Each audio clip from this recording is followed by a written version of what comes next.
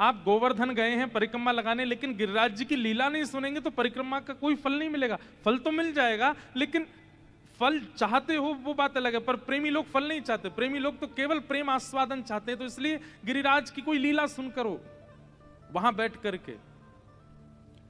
राधा कुंड गए तो राधा कुंड की लीला सुनो, कृष्ण कुंड गए तो वहां की लीला सुनो, नंदगांव गए तो वहां की लीला सुनो।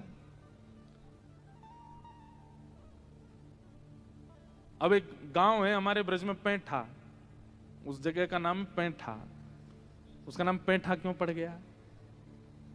बोले जब भगवान श्री कृष्ण वृंदावन से लीला पूरी करके मथुरा गए तो भगवान का ऐश्वर्य रूप मथुरा चला गया, लेकिन श्री कृष्ण चतुर्भुज रूप धारण करके वहीं बैठ गए। तो गोपियां दर्शन करते ढूंढती ढूंढती जा रही थी, कृष्ण कहां है, श्याम सुंदर कहां है। तभी उन्होंने एक जगह देखा 4 भुजा वाले ठाकुर जी बैठे हैं। तो 4 भुजा वाले ठाकुर जी वो स्वयं कृष्ण ही है, लेकिन 4 भुजा थी। तो 4 भुजा देख करके बोली, अरे कोई देवता बैठो है हमारे ब्रज में, या तो प्रार्थना करके यूं कह दो कि 2 भुजा वालों कन्हैया हमको दे दो। ऐसी उनकी निष्ठा 2 भुज ठाकुर जी में कि 4 भुजा वाले श्याम सुंदर से भी 2 भुजा वाले ठाकुर जी मांग रही हैं, हमारो मुरली वारो श्याम, हमारो मुरली वारो श्याम। चतुर्भुज भगवान बोले मैं ही हूं श्याम सुंदर। तो गोपी कह रही आप नहीं हो।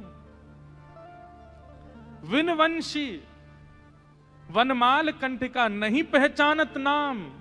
अरे 2 भुजा वाले और बिना वंशी के हम पहचाने ही ना ये कौन है, हमारो कन्हैया तो 2 भुजा वारो।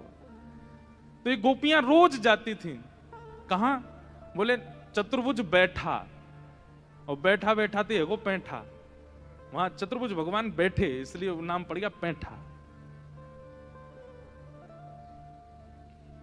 अब लीला धाम पर जाकर के जब चिंतन करोगे और नेत्र बंद करके उसका खूब निरध्यासन करोगे तो धीरे धीरे धीरे धीरे धीरे धीरे क्या होगा, उस लीला में विस्तार दिखने लगेगा। और ऐसा भी हो सकता है कि आप किसी तीर्थ में जाओ, वहां की कथा ना पता हो, लेकिन आपके पहुंचते ही वहां की कथा अपने आप आपके चित्त में आने लग जाएगी, अपने आप जागृत होने लग जाएगी। यहां ये लीला हुई होगी, यहां ऐसा कुछ हुआ होगा, दिखने लगा वज्रनाभ को।